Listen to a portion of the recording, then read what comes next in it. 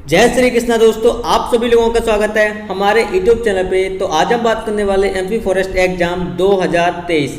जिन लोगों का पेपर 29 मई को था उसके मैं ऑल शिफ्ट के सारे क्वेश्चन कराने वाला हूं जो एग्जाम में पूछे गए थे दोस्तों। ठीक है दोस्तों, जिन लोगों को अगर अब भी फॉरेस्ट गार्ड में सिलेक्शन चाहिए उनको मैं एक सिंपल ट्रिक बताता हूं कि उनका अब भी आराम से फॉरेस्ट गार्ड में आराम से सिलेक्शन हो जाएगा।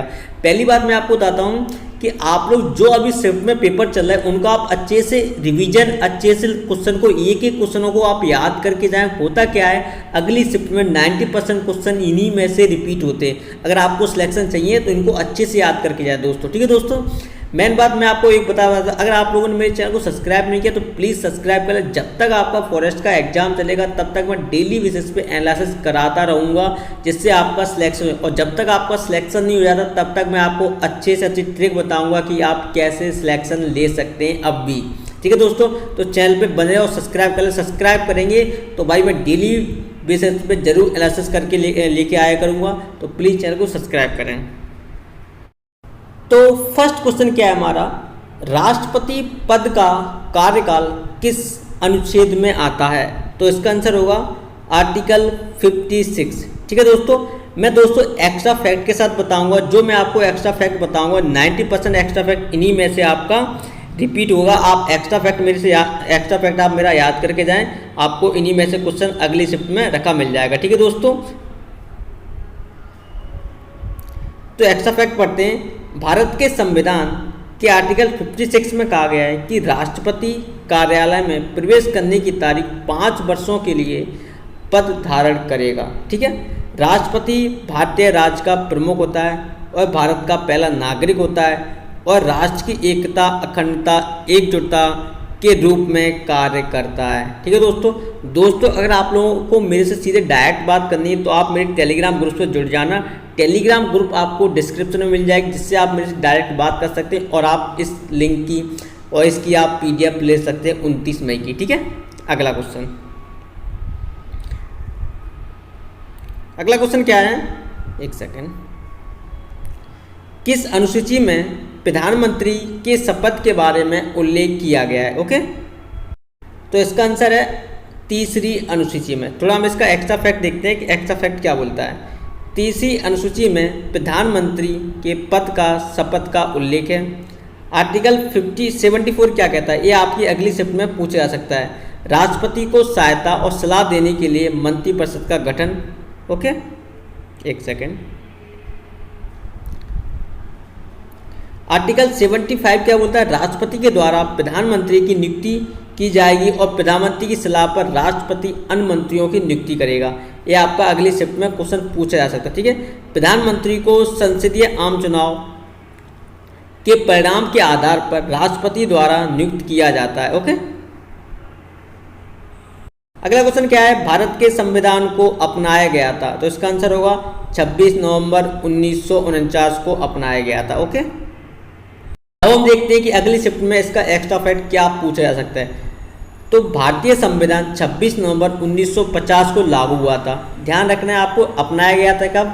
1949 को। लागू हुआ था 26 जनवरी 1950 को। ठीक है, भारत के संविधान को भारत की संविधान सभा ने 26 नवंबर 1949 को अपनाया और लागू किया था 26 जनवरी 1950 को। ओके, अगला क्वेश्चन क्या है, मीनाक्षी मंदिर कहाँ स्थित है? तो इसका आंसर होगा तमिलनाडु में स्थित है। थोड़ा इसका एक्स्ट्रा फैक्ट देखते हैं जो आपका अगली शिफ्ट में पूछा जा सकता है। मीनाक्षी मंदिर एक प्राचीन हिंदू मंदिर है जो तमिलनाडु के मदुरै शहर में स्थित है। कहाँ पर?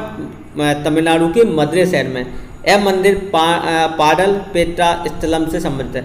दोस्तों PDF बनाने में, क्वेश्चनों को अरेंज करने में बहुत टाइम लगता है, तो आप प्लीज़ हमारी मेहनत की कदर करें और चैनल को सब्सक्राइब जरूर कर लें, कमेंट जरूर करें अपना स्कोर। ठीक है दोस्तों, फिर मैं आपको बताऊंगा कि आप सिलेक्ट हो पाएंगे कि नहीं हो पाएंगे इतने नंबर पे। ठीक है, मैं आपको कट ऑफ भी बता दूं, तो प्लीज़ चैनल को सब्सक्राइब करना बिल्कुल ना भूलें, बहुत मेहनत लगती है यार। अगला क्वेश्चन क्या है, संविधान सभा की पहली बैठक कब हुई थी? तो इसका आंसर 1946 में संविधान सभा की बैठक हुई थी। हम इसका एक्स्ट्रा फैक्ट पढ़ते हैं। 9 दिसंबर 1946 को संविधान सभा में नई दिल्ली में पहली बार संविधान सभा की बैठक हुई जिसे अब संसद भवन के सेंट्रल हॉल के रूप में जाना जाता है। ओके, थोड़ा इसका एक्स्ट्रा फैक्ट और देखते हैं। डॉक्टर राजेंद्र प्रसाद ने सबसे पहले भारत के संविधान पर हस्ताक्षर किए भारतीय संविधान के जनक डॉक्टर BR अम्बेडकर हैं। ओके, अगला क्वेश्चन, मराठा उद्योग रत्न 2023 से किसे सम्मानित किया गया है? तो इसका आंसर होगा नीलेश सांबरे। ओके, अगला क्वेश्चन,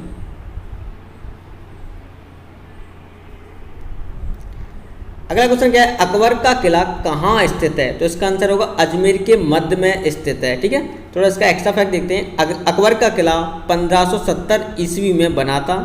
यह अजमेर के मध्य में स्थित है। पश्चिम मुखी किला है जिसके निर्माण में लगभग 3 वर्षों का समय लगता है। ओके, 1857 के विद्रोह के दौरान बेगम हजरत महल ने विद्रोह का नेतृत्व कहाँ किया था? तो इसका आंसर होगा लखनऊ में किया था। ठीक है, अगला क्वेश्चन,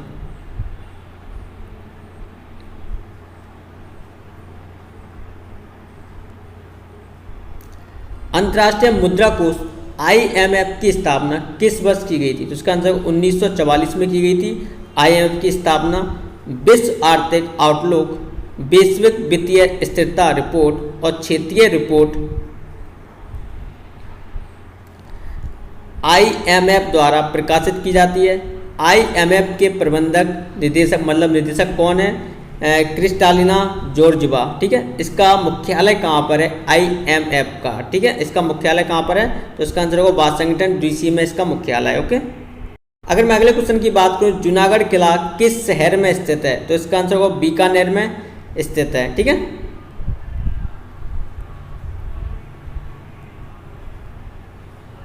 अगला क्वेश्चन क्या है? निम्नलिखित में से किस राजा ने हर्षवर्धन को हराया था? तो इसका आंसर होगा पुलकेशिन द्वितीय ने हराया था। ओके, अगला क्वेश्चन क्या है? उच्चतम न्यायालय ने पंजाब, हरियाणा और उत्तर प्रदेश में पराली को जलाने से रोकने को लेकर किसकी अध्यक्षता में एक सदस्यीय समिति गठित की है? तो इसका आंसर होगा सेवानिवृत्त न्यायाधीश मदन B लोकर। ओके, इसका थोड़ा एक्स्ट्रा फैक्ट पढ़ते हैं। उच्चतम न्यायालय ने पंजाब, हरियाणा, उत्तर प्रदेश में पराली को जलाने से रोकने के लिए कदम उठाने के लिए शीर्ष अदालत के सेवानिवृत्त न्यायाधीश मदन B लोकुर की अध्यक्षता में एक सदस्यीय समिति गठित की।